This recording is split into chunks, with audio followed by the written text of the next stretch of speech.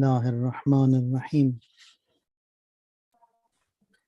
الحمد لله رب العالمين وصلى الله على سيدنا ونبينا أبي القاسم المصطفى محمد وعلى أهل بيته الأطيبين الأنجبين بهم نتولى ومن أعدائهم نتبرأ إلى الله اللهم كن لوليك الحجة ابن الحسن صلواتك عليه وعلى آبائه في هذه الساعة وفي كل ساعة وليا وحافظا وقائدا وناصرا ودليلا وعينا حتى تسكنه أرضك توغى وتمتعه فيها طويلا اللهم صل على محمد وآل محمد وعجل فرجه. We have all gathered to commemorate the anniversary of a mu'min, of a Marhoom Ejaz, rahmatullahi alayh. And we ask Allah tabaraka wa ta'ala to shower His favors, His blessings upon him and all Marhoomeen, and to grant him the highest of ranks and in the vicinity of the best of the lovers of the Ahlul Bayt alayhimus salam. There is a dua that is recited in the graveyards of mu'mineen, and Imam Reza alayhi salam, he says that if you recite it once for 10 years, the azab from all those who are buried there will be removed. Recite it twice for 40 years, and you, by reciting it 3 times, azab from all those they will be removed permanently, those who are buried there, intending the marhoom and your marhoomeen, wheresoever they are buried. I'll recite this, you repeat after me, and that would be the best hadiyah that can be sent to them all. And we soon are also heading towards the same direction.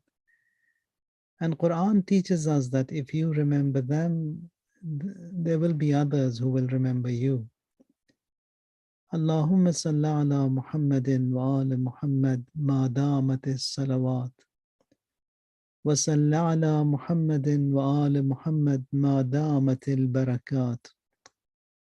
وصل على محمد وآل محمد ما دامت الرحمة اللهم صل على روح محمد وآل محمد في الأرواح وصل على جسد محمد وآل محمد في الأجساد وصل على قبر محمد وآل محمد في القبور وصل على صورة محمد وآل محمد في الصور وصل على تربة محمد وآل محمد في التراب وصل على نور محمد وآل محمد في الأنوار برحمتك يا أرحم الراحمين. A beautiful dua that teaches us that even after the demise of someone, this bonding we have with Muhammad and Ali Muhammad, it has to continue. Khair that we are after, goodness that we want, can be sought only and only through and via and by Muhammad wa Ali Muhammad alayhimus salam, in the du'as that we have, and especially in this month of Ramadan that is fast approaching. We worship for 30 days, we fast for 30 days, and all that painstaking efforts they are done. And on the day of Eid, we say, أسألك أن تدخلني في كل خير أدخلت فيه محمد وآل محمد. That Allah, you make me enter into every good that Muhammad and Ali Muhammad, you made them enter. Keep me away from every evil that you kept away Muhammad and Ali Muhammad. So criteria in our living is Muhammad and Ali Muhammad. If we want success, if we want prosperity, if we want a better end, if we want a good living, it has to be under the shadow and in light with Muhammad and Ali Muhammad. Now, the topic that we have for tonight is regarding these observances that we have, remembrances that we have that are repeated year by year, year after year. And why do we repeat them? And is there any benefit in them? And what does Quran and Hadith have to say? And also, minutes before departing this dunya, the last moments that we will have, what does Quran say about that? Now, before we get on to the topic, just a reminder, because it's just a few days left to the sacred month of Ramadan. Those of us who have missed fasts from last year, for whatever reason, traveling, illness, sickness, or it's the monthly days ladies were going through, however many days you have missed from last year, those fasts need to be made up before this forthcoming month of Ramadan. If I was traveling for 10 days, then these 10 days must be made up before this month arrives. And if for whatever reason I'm unable, that's something else. But if I have the opportunity and I can fast, I have to fast. And if I don't, I have committed a sin. And also at the same time, a little kafara also applies on me, and that is 750 grams of rice, wheat, barley, whatever you eat. And also the qaza will still be on your neck. It has to be paid off later after the sacred month of Ramadan. So someone who doesn't make up the fast that he lost in 2021, he has to do them before this Ramadan al-Mubarak of 2022. Otherwise, a $3 penalty per person per fast will be applied onto him, and also a sin will be registered in the Amal. Now, we have just passed the Nime Sha'ban, the 15th of Sha'ban, and we see that these observances, they are repeated every year. Like Muharram repeated every year, we observe every year, we celebrate every year, we cry every year. And likewise, the prayers that we offer, every time it's a repetition, 5 times a day, every day of the week, until we die.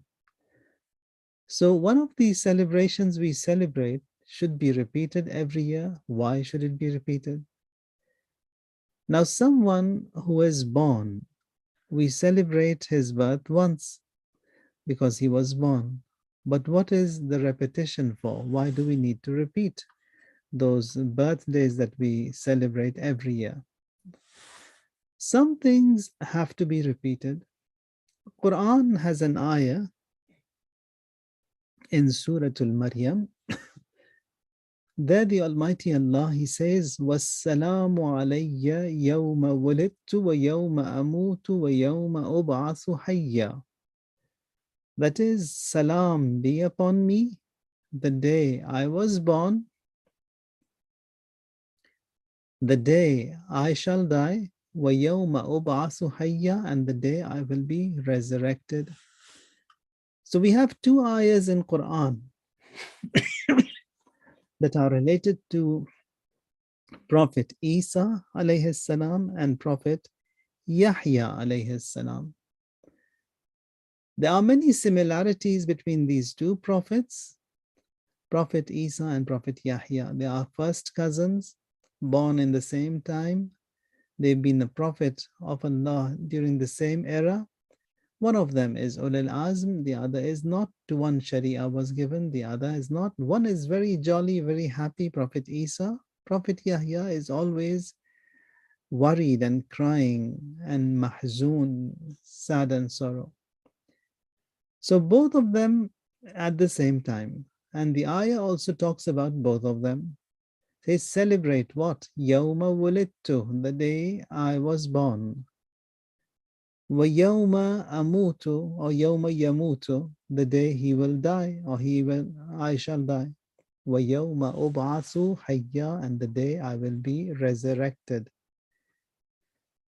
So, what does this birthday mean? That is, there are some beings who must be constantly greeted. Here, Prophet Isa is constantly being greeted in this surah in Quran, and likewise Prophet Yahya was salamu alayya, salam upon me. On just not me, on the day I was born, on the day I shall die, and on the day I will be resurrected. Regarding Imam Hussein alayhi salatu wassalam, in Ziyarat Ashura, we have a similar saying there. Assalamu alayka ya Aba Abdullah wa ala al-arwah allati hallat bifanaik alayka minni salamullah.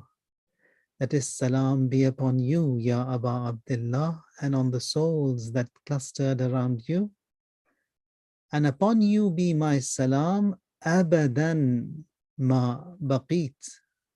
A salam that is permanent, not just one salam, a random salam. No, a salam to Aba Abdullah, to you, abadan, as long as I live. And then, after all, I will cease from existence in a few years. Once I die, this salam of Imam Hussein, what will happen to it? There we say that أبدا ما بقيت وبقي الليل والنهار. So as long as I live, if for example in 2022 I die, this salam of mine to Imam Hussein will not cease from existence. Because the statement I have for Imam Hussein is ما أبدا ما بقيت وبقي الليل والنهار. As long as I live, and as long as night and day they endure and they continue. So if this night and day, or if this existence is to live for another billion years, this my salam to Imam Hussein also should continue for another billion years. See how beautiful it is? That is why so much of emphasis we have for this salam of Abu Abdullah al-Hussein alayhi salam in all of the observances in the Nime Sha'ban also that we observed. There, one of the best of actions and the most mustahab and most highly rewarding was the ziyarat of Abu Abdullah al-Hussein alayhi salam, for which Imam al-Sadiq alayhi salam says, the least that you can say and you can do is look to your right, look to your left and say, Assalamu alayki ya Aba Abdullah, Assalamu alayka wa rahmatullahi wa barakatuh. And for that one sentence, you get the sawab of one perfect and complete Hajj and one complete Umrah. Now, baqiya al-laylu wal-nahar, I will also die. So as long as day and night they endure, this salam of mine to Imam Hussein, it should continue. Quran has another ayah, says, Salamun ala Nuh. Salamun ala Nuhin fil alameen. Salam be upon Nuh. Where fil alameen. Alameen means the worlds. In all these worlds, salam of salam be upon Prophet Nuh, ala Nuhin fil alameen. Or for example, says Salamun ala Ibrahim, Salamun ala Ilyasin, Salamun ala Musa. So it's just a salam to all of these prophets. But to Prophet Nuh, it's different. Salamun ala Nuh fil alameen. That is, that magnitude and the azamat, the greatness of the salam, that is to Prophet Nuh alayhi salatu wassalam. Now, there is this repetition in Quran.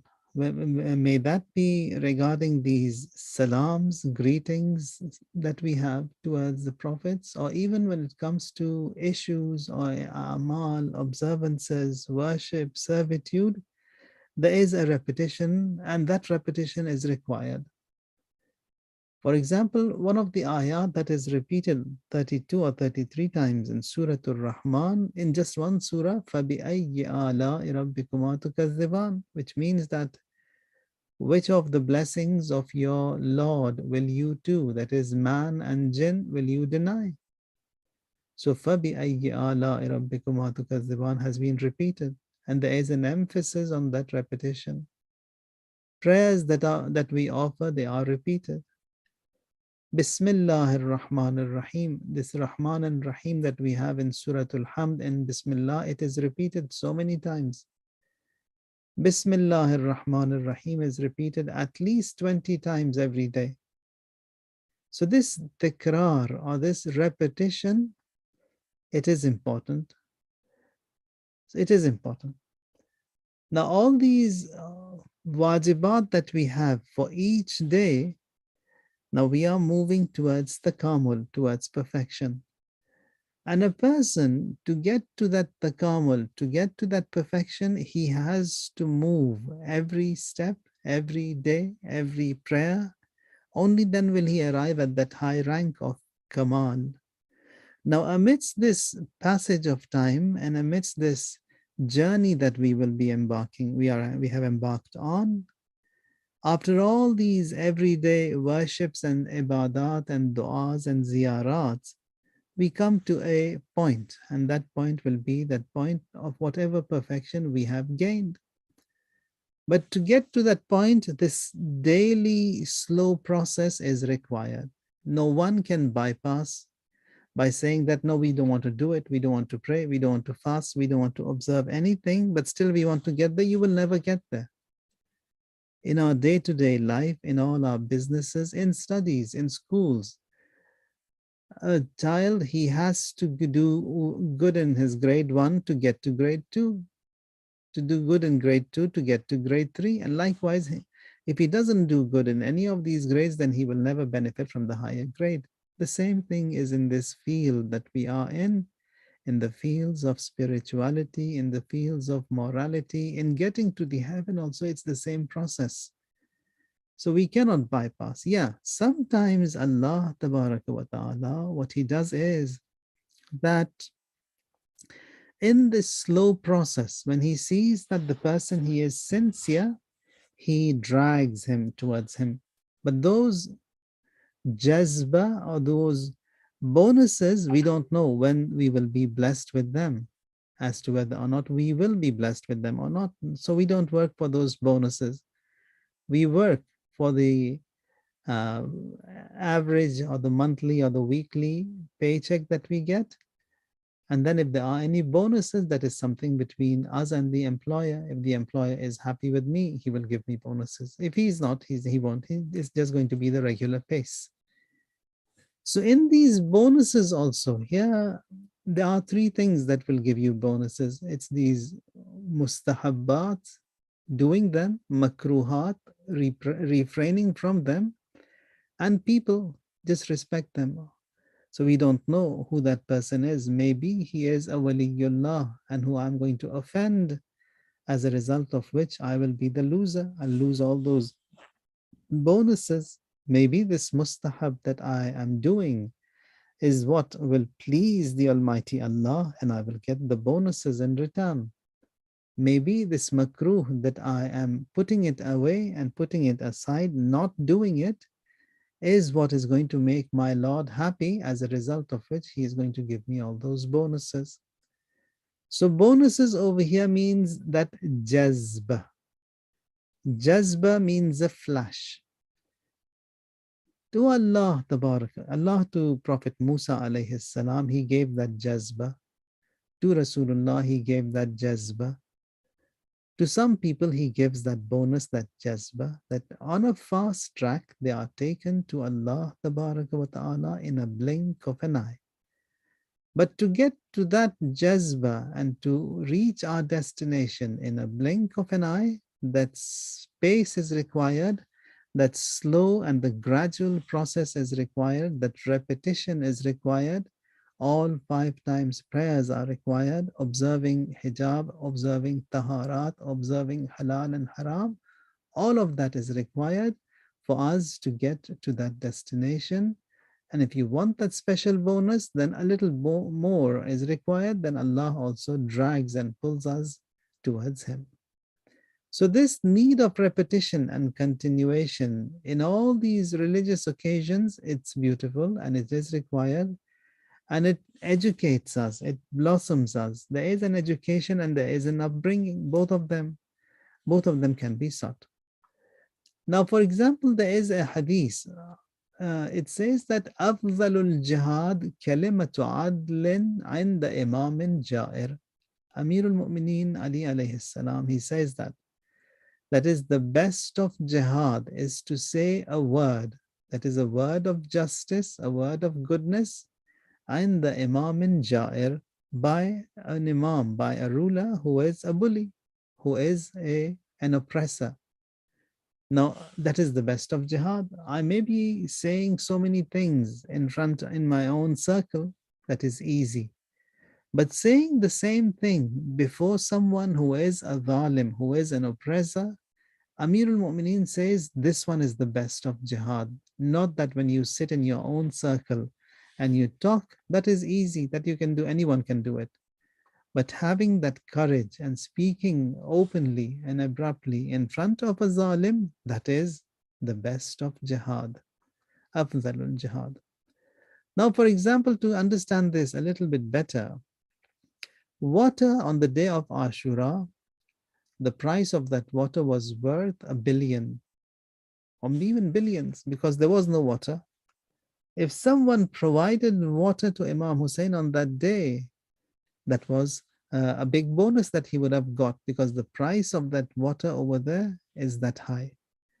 But towards the evening of that same day, that is the night of Ashura, the eve of Ashura, now that water is worthless. If someone provides water to them now after Ashura, it's not the same value anymore. Value of that water was high when Imam Hussein was in need, when there was no water in Karbala. The situation was tense. All the enemies had surrounded. Now, after Ashura, if someone wants to provide, it's not the same. The value has dropped. So, normal circumstances or conditions or political situations, economical situations, or military situations, they all matter. So, many people give bread to the poor, to the needy throughout the year. But there are some situations that may emerge in our life, they are different. Like, for example, Amir al-Mu'mineen, Imam Hassan, Imam Hussein, Hazrat Zahra, Hazrat Fizza, alayhimus salam, they gave away their iftar. So iftar was given away. We also give away iftar in the month of Ramadan. But what was different over there that made them be selected and chosen by Allah as the best? So it was the time of iftar. There was no food in the house. They took borrowed wheat from outside. They made flour of it and then bread, and it was time for iftar. They all sat to break their fasts. Someone knocks at the door, and whatever was present and prepared was given away by the Ahlul Bayt alayhimus salam. So this, at that time of need and that peak hour, that was accepted by Allah Tabaraka wa Ta'ala as the best. So in short, the measure, the count of these, they all differs. In normal circumstances, if I give iftar, I'll get a normal reward.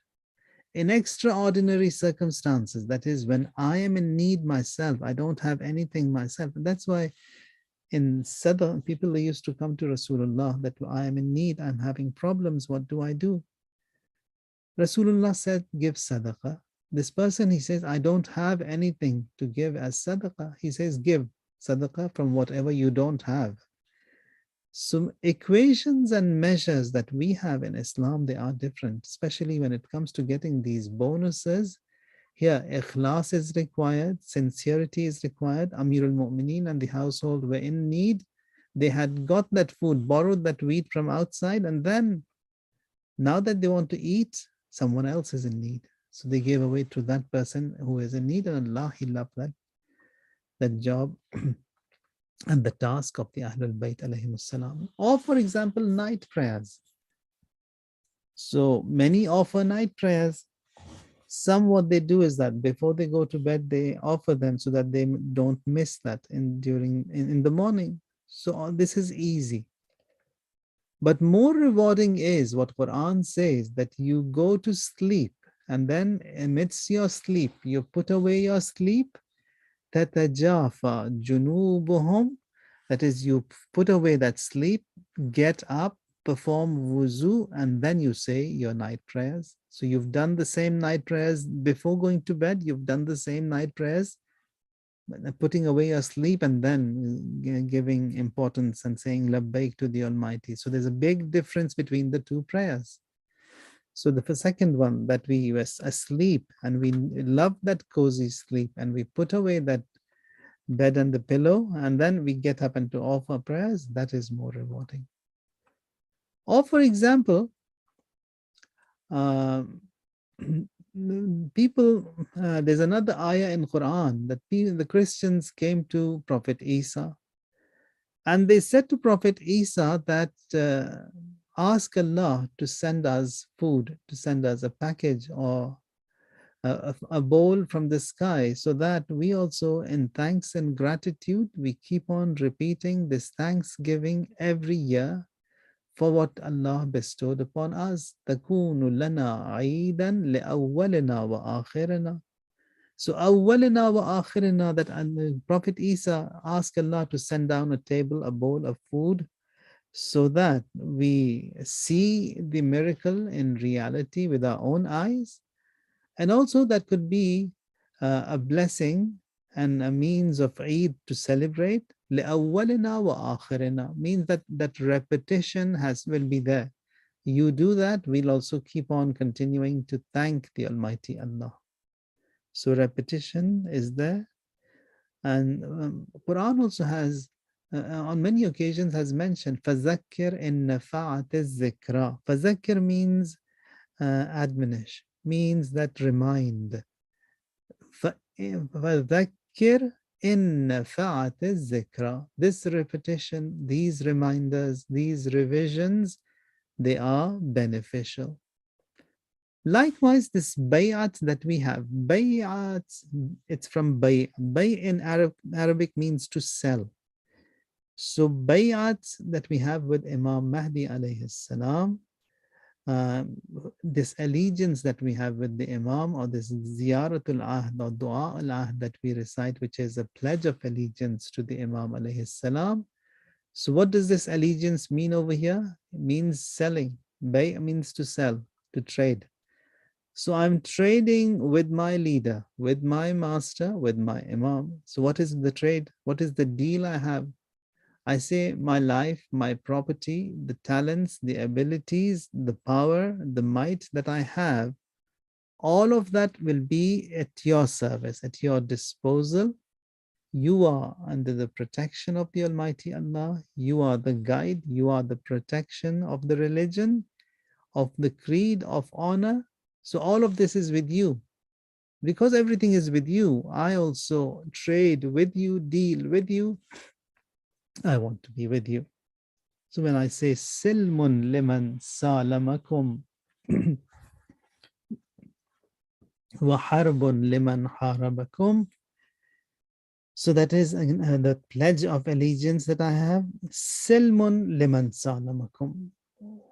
Peace with whoever, whatever you are in peace with. Harbun liman harabakum, war with all that you are in war with. So my likes and dislikes, that what I want, my livelihood will be all aligned with the living of the Imam alayhi salatu wassalam. So that is bay'at. All my strength, my power, my talents will be in line with your commands, and you command, you order, you instruct, and I will do as you order me. That is bay'at. So there a repetition is also required. So we need to repeat that every day. And in this dua al-ahd we say, Allahumma inni ujaddidu lahu fi sabihati hadha wa fi kulli yawm. That is, God, I'm renewing this agreement, this bay'at that I have with the Imam, and I do that every single day. Ala raqabati, that will remain on my neck until the blowing of the horn of the Day of Judgment. So that's beautiful. That repetition is required because that is something that Allah wants us, and that has to be done on daily basis. Now, one of the other du'as that we all are familiar with and we recite is Dua Kumail. Dua Kumail, Amir al Mu'mineen Ali alayhi salatu wassalam, he says that I apologize, I'm sorry. That is that tawbah, I repent. Now, but he doesn't say it just that ana atub. He says that in 9 different words, 9 different ways, 9 different formulas. Says mu'taziran, that is, God, I've come to you and I want you to forgive me. I've presented myself before you. Mu'taziran, nadiman, munkasiran, mustaqilan, mustaghfiran, muniban, muqirran, muz'inan, mu'tarifa. Now, every one word that Amirul Mu'mineen has used over here, mu'taziran, I've come to you, God, apologetic, nadiman, regretful, and then says munkasiran, broken, mustaqilan, presenting all my flaws and faults, mustaghfiran, hoping your forgiveness, muniban, repenting, muqirran, admitting the flaws and the wrong that I have done, muzainan, and uh, I've got that hope in you, mu'tarifan, and I'm admitting, and I've come to you admitting. See, it's he wants to present and show that I've come to the Almighty, but in all these different ways, he's presenting himself. So that is also repeated. That is, I have to present myself and my humbleness, my weakness, my meekness before the Almighty Allah on a regular basis. On this Munajat Sha'baniyah that we are reciting every day, that is the same. Here Amirul Mu'mineen presents himself before the Almighty, his humbleness in all these different ways. Now, what does Imam Mahdi alayhi salatu wassalam want from us? Now, Imam, we believe that Quran and Ahlul Bayt are together. In the era of Zuhur and return of the Imam alayhi salam, and even after the return of the Imam alayhi salam, Imam's special attention will be to the Holy Quran, even in the era of Zuhur, prior to Zuhur, after Zuhur. One of the things that we see in the riwayat mentioned by the Imam alayhi salam, that is the era where I will appear, says that um, tents of Quran will be put up. Tents of Quran will be put up, not Darul Quran. Darul Quran means you have to have a building, then you have to have all those expenses for that, to run it, to organize it, to look after it, to maintain it. Imam, what he will do is that the term used in riwayat, it's khayma.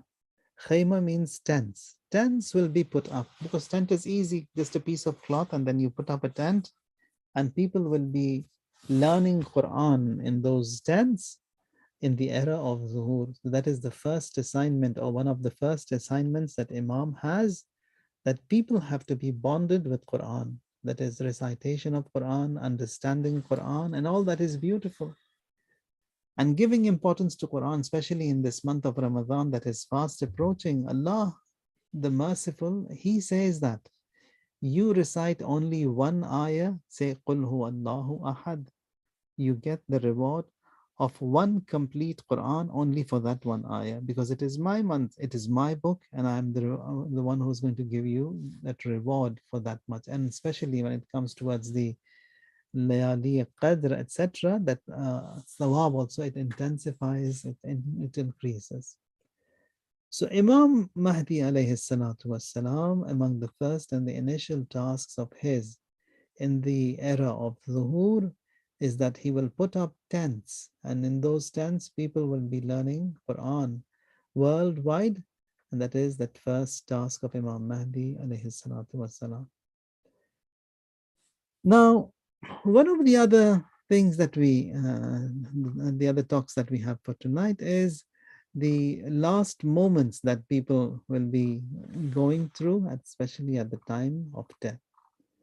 There are many ayat in Quran that talk about the moments that we will be going through, especially at the time of death.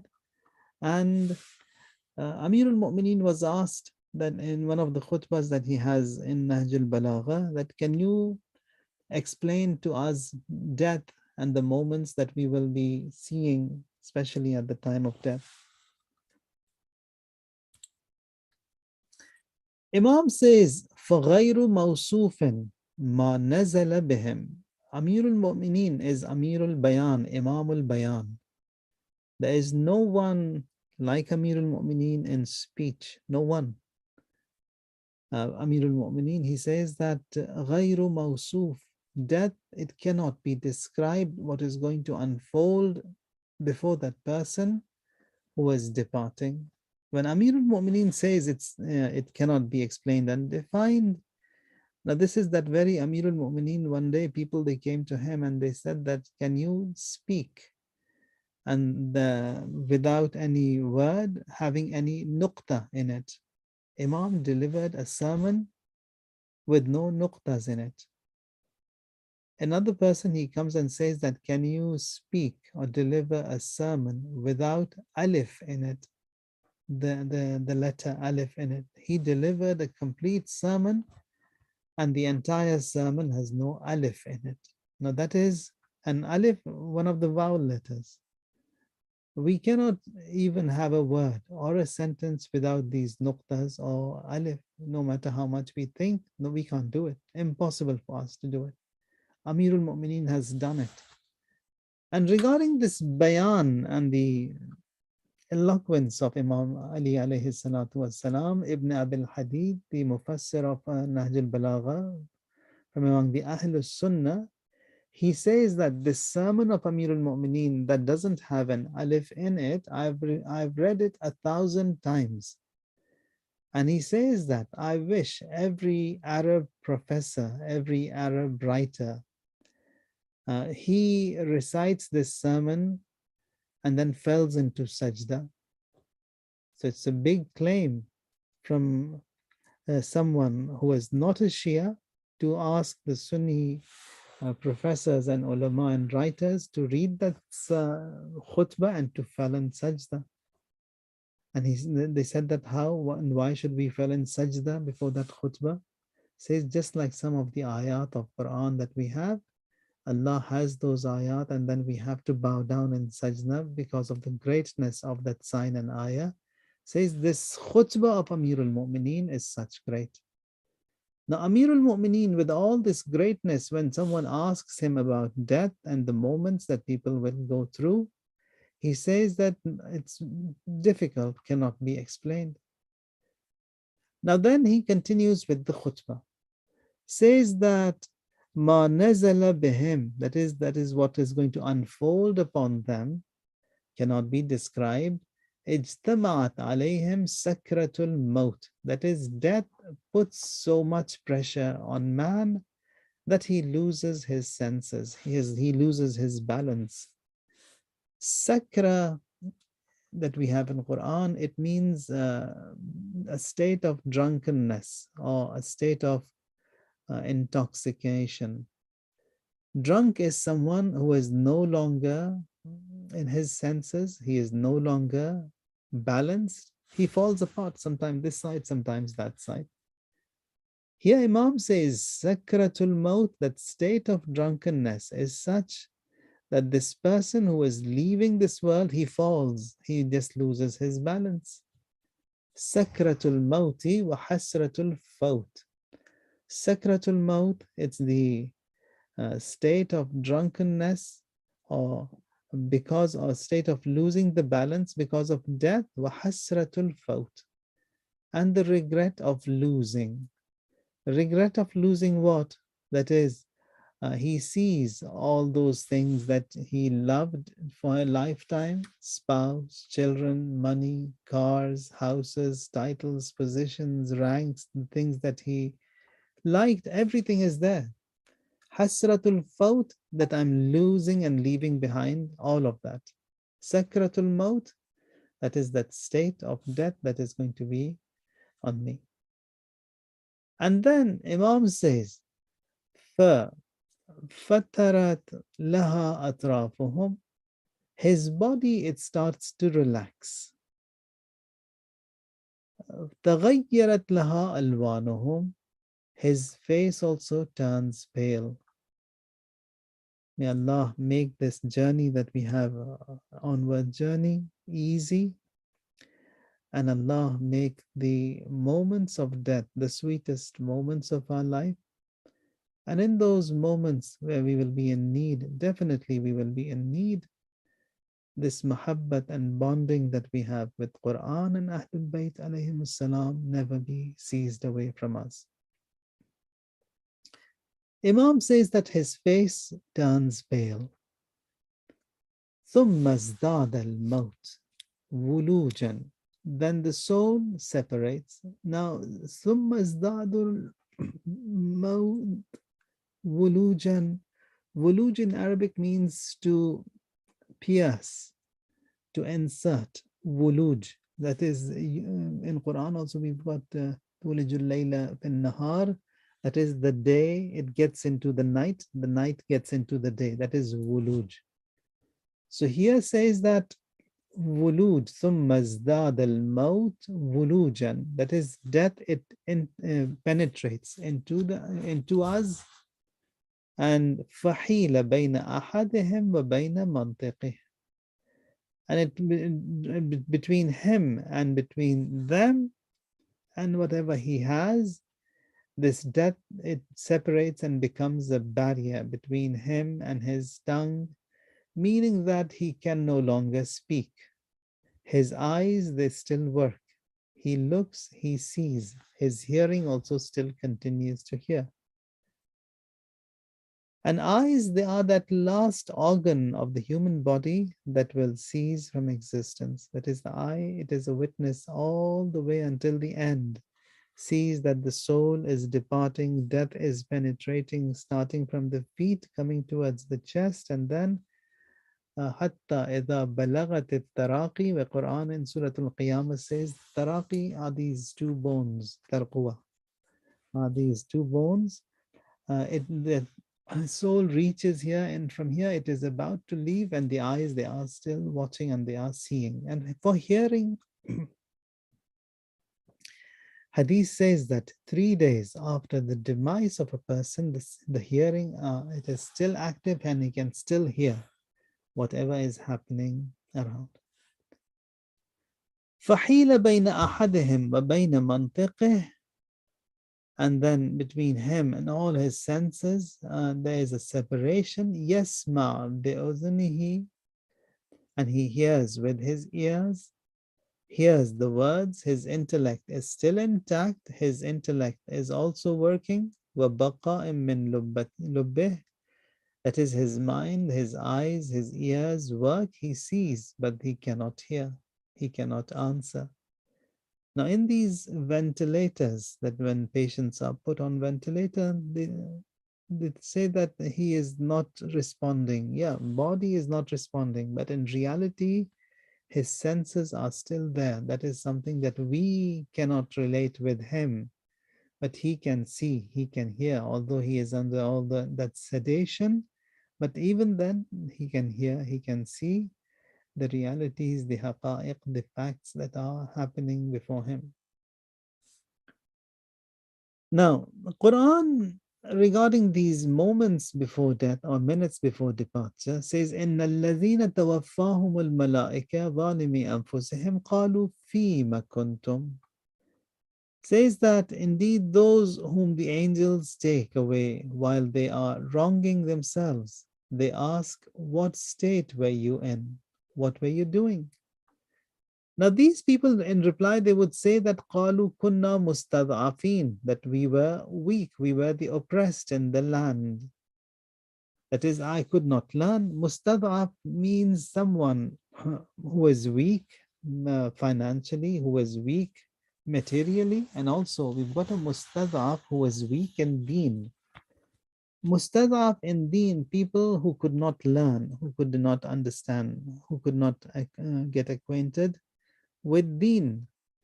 Now, this ayah says that when that person who is dying and the angels will come and ask him, that is, who are you? قَالُوا كُنَّا مُسْتَضْعَفِينَ, we were weak in the land.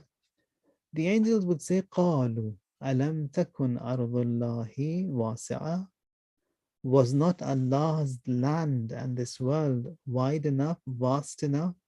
فَتُهَاجِرُوا, you should have gone there, you should have emigrated, you should have traveled. Just like what we do for our jobs, for our work, for our living, we migrate from one place to another to get a better living. It's the same rule in deen, and that is the fatwa of all of the ulama, that if a person cannot practice his religion, his deen in a place, it is haram for him to stay in that place. He has to leave that place. He has to migrate immediately. So staying in that place is haram. And it's the moments of death, minutes before departure. Now the angels, they come and say that, why did you not learn? قَالُوا فِيمَ كُنْتُمْ قَالُوا كُنَّا مُسْتَضْعَفِينَ, we were weak, we did not know. Angels say that, قَالُوا أَلَمْ تَكُنْ أَرْضُ اللَّهِ وَاسِعَةً, was not this earth, the land of God, vast enough? فَتُهَاجِرُوا, you should have emigrated. فِيهَا فَأُولَٰئِكَ مَأْوَاهُمْ جَهَنَّمْ وَسَاءَتْ مَصِيرًا. Now, because they were at fault, they did not migrate. For them, the punishment is the hell, and that is the worst of the evil destination that Quran says. Now, we have a hadith also here that a Muslim, if he fails in his job, he doesn't say that I am miserable, I'm unfortunate, I'm unlucky. What he does is that he should change the job, get something better. If someone wasn't successful in his first marriage, then shouldn't lose hope, get married again. Maybe that first one wasn't good for him or for her. The second one is going to be better for him. So just with an excuse that I couldn't, so I'm not going to, that is not acceptable. May that be in a job, may that be in a deen, may that be in a marital relationship that has fallen apart. Now, people in those minutes before departure, they want to return. Now, there is a hadith, Hazrat Maryam, Salamullah alayha, she had passed away. And then Prophet Isa, the son, alayhi salam, he sees the mother and says, Mother, do you want to return to this world? She says, yes, I want to come back to this world. Prophet Isa says, why? She says that so that I could return and fast on a hot day and worship all night on a cold night. And then she says, the path ahead, it is very scary and you need provisions. You need provisions from that onward journey. So, minutes before departure, at the time of death, فَيَقُولُ رَبِّي لَوْلَا أَخَّرْتَنِي إِلَىٰ أَجَلٍ قَرِيبٍ فَأَصَّدَّقَ وَأَكُنْ مِنَ الصَّالِحِينَ. This is from Surah Al-Munafiqun. And they might say that, my Lord, why did you not respite me for a short time so that I could give charity and I could become one of the righteous? فَأَصَّدَّقَ, it has two meanings over here. So that God, give me a respite, give me another chance so that I come back to this world and then I give charity. فَأَصَّدَّقَ can also mean that so that I have faith. So I was faithless, so I want to return back to dunya so that I be faithful. Or return back to dunya فَأَصَّدَّقَ, so I could give sadaqah. So both meanings, whatever meaning you can take, both apply. So, but then these munafiqeen, when they say that we want to return back to dunya so that we are faithful and so that we could give charity and sadaqah, وَأَكُنْ مِنَ الصَّالِحِينَ, and so that we become among the virtuous. Another ayah in Quran, that is again minutes before departure, says that رَبَّنَا أَبْصَرْنَا وَسَمِعْنَا فَارْجِعْنَا نَعْمَلْ صَالِحًا. Our Lord, we have seen and heard. Send us back to that we may act righteously. Indeed, we were convinced. Now that we have seen this is haqq, We are now convinced. So, God, we want to come back. Now convinced is of no use. Repenting now is of no use. Allah says, I gave you a whole lifetime. You should have convinced yourself during that lifetime. You should have arranged and you should have made arrangements for your return to me during that time. فَرْجِعْنَا نَعْمَلْ صَالِحًا. Now in Surah Al-Qiyamah, another ayah says that قِيلَ مَنْ رَاقٍ. That is, who will take him up? وَقِيلَ مَنْ رَاقٍ. Now he says that he is departing from this dunya. Soul is leaving, the body is all falling apart. وَظَنَّ أَنَّهُ الْفِرَاقِ. And then he knows that is the parting time. It is the time of separation and he has to leave. وَظَنَّ أَنَّهُ الْفِرَاقِ. وَالْتَفَّتِ السَّاقُ بِالسَّاقِ. Now, this is also very beautifully explained in Surah Al-Qiyamah from ayah number 25 onwards. وَالْتَفَّتِ السَّاقُ بِالسَّاقِ.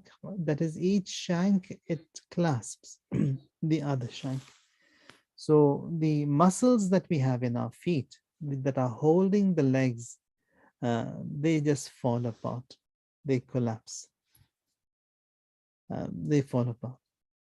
Now, for those who have done bad in this world, Quran says, الَّذِينَ تَتَوَفَّاهُمُ الْمَلَائِكَةُ ظَالِمِي أَنفُسِهِمْ فَأَلْقَوُا السَّلَمَ مَا كُنَّا نَعْمَلُ مِنْ سُوءٍ. Those whom the angels take away while they were wronging themselves. Threat, they submit. We were not doing any evil. The angels say that yes, Allah has seen, Allah knows best whatever you were doing. فَأَلْقَوُا السَّلَامَ. Israel alayhi salam, the angel of death, he comes to take the angels who have come to take his life, and he is a man who has wronged himself, has not used the blessings, has not thanked the Almighty, has not known the Almighty, has not done any of the commandments, has done all that was forbidden. Now he says, Ma kunna na'mal min su. We were not doing any bad. Here the angels, they reply, Bala, yes. Allah, He is on the watch out. Allah, He is seeing. Ma kunna na'mal min su. They say that Inna Allah alimun bima kuntum ta'malun. That Allah, He knows of what you do. Now these angels who saw them and who have come to take the soul of this person who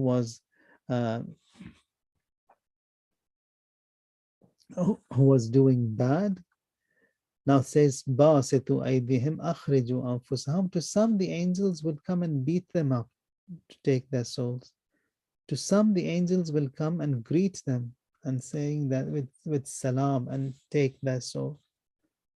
So this dunya that we are living in, it's too small. It's not worth all this attachment. In Quran, there are 3 terms that have been used for this dunya and all the wrong that we do. It is because of the attachment that we have for dunya. So if dunya is understood in our mindset, our Quran says, Mata'ud dunya qaleel. That is, whatever you have in this world, it's little. Even if it's in billions and billions, it is little. And then elsewhere says, Zahrat al-hayat ad-dunya. Zahra in Arabic means a bud. Zahrat al-hayat ad-dunya, that is, the life of this dunya is a bud. Now buds, they bloom, they blossom, become flowers. Quran says, but this life of this dunya, it will remain a bud. It will never bloom. It will never blossom. It will never bloom for anyone. It will never blossom for anyone. So Zaharatul Hayat dunya, it will remain closed and in that same bud shape, bud form. Elsewhere, Quran has another ayah that says and defines this dunya, says Arad al-Hayat dunya. Arad al-Hayat dunya means like this fragrance we have. Fragrances, they are nice and they are eye-catching. They invite, they say the dunya is also just like that, like a fragrance. The existence of this dunya, it's only just like the fragrance. It's there and then it will just fade out. Arad al-hayat dunya. So Quran has three terms that has used for dunya. First is arad al-hayat dunya. That is, it is like a perfume. It smells, and then it just flies away. It doesn't. It vanishes. Qalil, this dunya, it's very little. Or this dunya is zahra. Zahra means it's a bud that will never bloom. So giving importance to something that is not going to bloom, something the fragrance of which is going to fly away, something that is so little, so minute is not worth. So angels minutes before departure, they will come and they will inform us amma kuntum ta'malun, of what you did. Quran says that فَلَنَسْأَلَنَّ الَّذِينَ أَرْسِلَ إِلَيْهِمْ وَلَنَسْأَلَنَّ الْمُرْسَلِينَ. We will ask, we will definitely ask. فَلَنَسْأَلَنَّ, that is with ta'keed and emphasis, that we will definitely ask. الَّذِينَ أَرْسِلَ إِلَيْهِمْ, ask them to whom we had sent the message, that is you and me. وَلَنَسْأَلَنَّ الْمُرْسَلِينَ, and not only that, we will definitely ask the messengers also. So the inquiry is going to be from us and also from the envoys, the messengers. Now from some, Allah Tabarak wa Ta'ala, minutes before departure, He says that hisaban yasira will be taken, an easy account will be taken from them, easy account. From some, a very difficult account will be taken. So from one, an easy account, hisaban yasira. From some, a very difficult account, su al-hisab, a very tough hisab and account will be taken. And then says that to some, they will be taken to the hell without being questioned and accounted, straight to hell. فَلَا تُقِيمُ لَهُمْ يَوْمَ الْقِيَامَةِ وَزْنًا, that is a balance or a scale will not be put up for them. They will be directed straight to the hell without being questioned or accounted. And to some, the heaven will be given بِغَيْرِ حِسَابٍ, without being questioned. Now, who goes to the heaven without reckoning? We have a hadith over here that says that one who sees that the situation of sinning is all available and evident before him, but he doesn't sin, he doesn't do wrong. Here the angels will ask that, how did you get here? When they're on the day of judgment, when they see that these people, they have entered the heaven, the angels will say, how did you get here? In reply, they say that because of that sin, that situation that was availed, and I kicked off that situation and I did not sin, as a result of which Allah has sent me into the heaven بغير حساب. The angels say that just stay here as you've been sent here without being questioned. Quran says that إن السمع والبصر والفؤاد, the hearing, the sight and the heart, all of these will be questioned. Hearing will be questioned for what I heard. Sight for what I've seen. Fu'ad, what that is heart. But the heart also will be questioned for the faith that I had, for what I believed in. Now, for those people who were obedient to the Almighty Allah, He says that lahumul bushra fil hayat dunya, to them that good news is given to them in this dunya, and also in the akhirah also they will enter into the heaven بغير حساب, without being questioned. Now this is for those mu'mineen who had faith in the Almighty Allah. In the akhirah, they believed in the program that was sent by Allah Tabaraka wa Ta'ala, and there were some flaws and faults in their wajibat, in their muharramat, but they were not adamant. That is, they did not sin to stand against the Almighty Allah. No, sins were done out of sins were committed, or that haram was done, not in disobedience of Allah, that Iblis, he dominated over us, that lust and that shahwat that was in us that made us go through us, that sin. Here Allah says that I will forgive.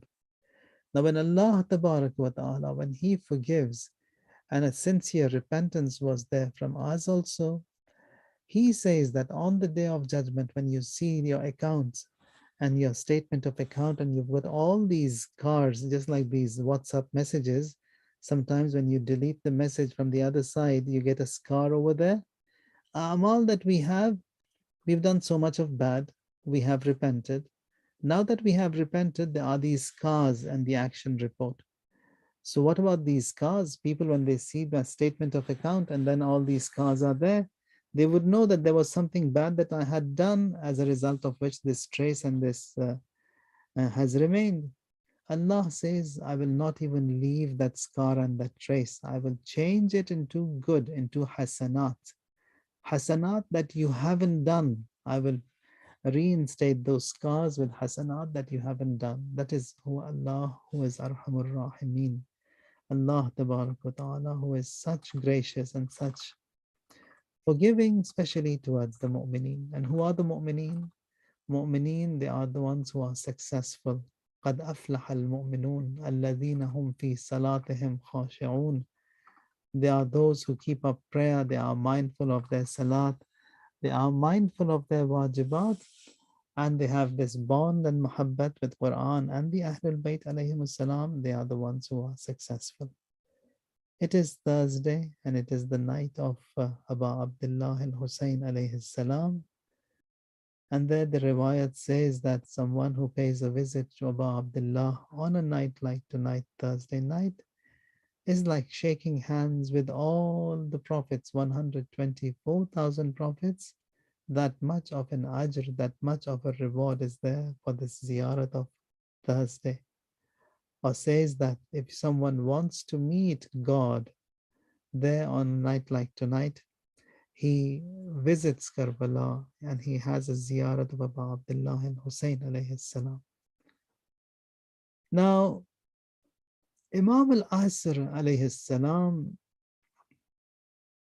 in Ziyarat Nahiya, he says that I cry for my grandfather Hussein twice a day.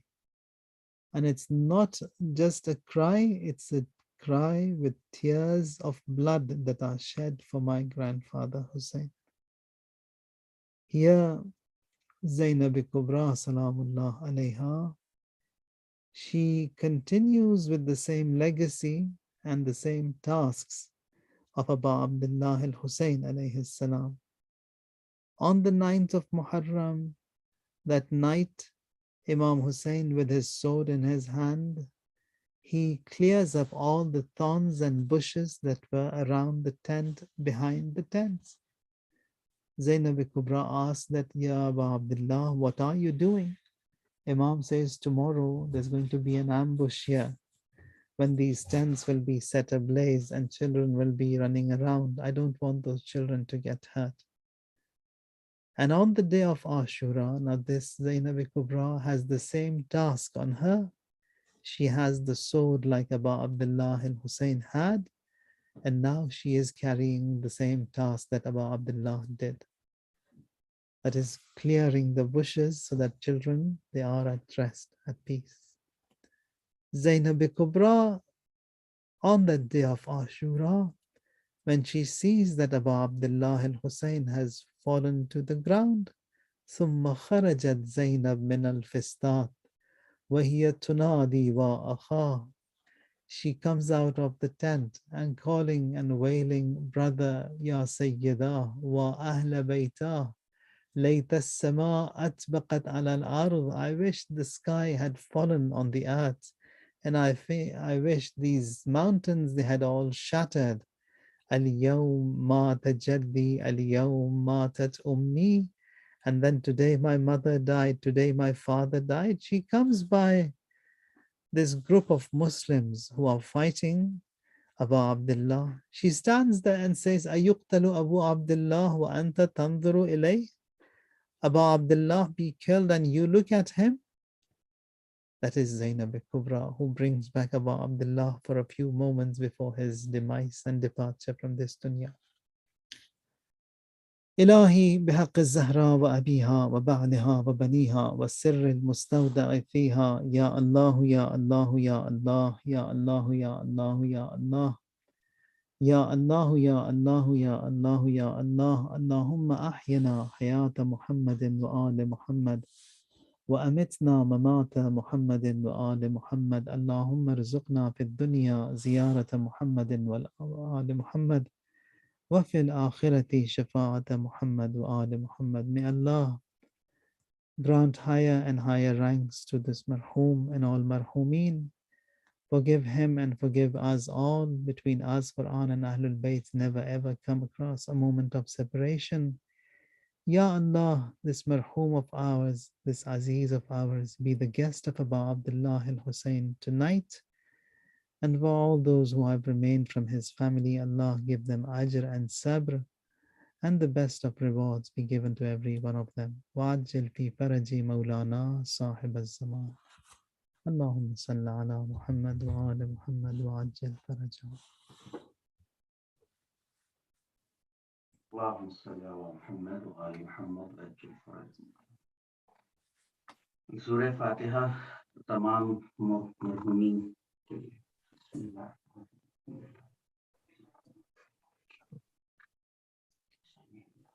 Be given to every one of them. Wa'ajil fi faraji maulana sahib az-zaman. Allahumma salli ala Muhammad wa ala Muhammad. متوجه زيارة.